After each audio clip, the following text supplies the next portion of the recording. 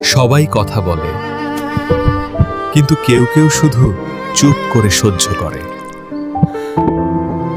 এই কুমড়ো, আজও যাবি না? আজ না। ভাই, একটু কাজ পেলে আমি মায়ের জন্য ওষুধ কিনতাম। কাজ ফ্রি না, যাও।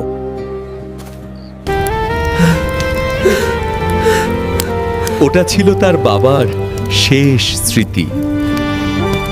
মা, ঠান্ডা লাগছে? না রে, তুই ভিজিস না। মা, মা।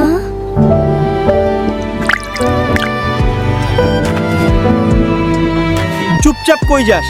চুপচাপ থাকাই শিখেছি, কারণ চিৎকার করলেও কেউ শোনেনি। এই ভিডিওতে তারাই কমেন্ট করবে যারা মাকে হারিয়েছে আমার মতো। কমেন্ট লিখো, মা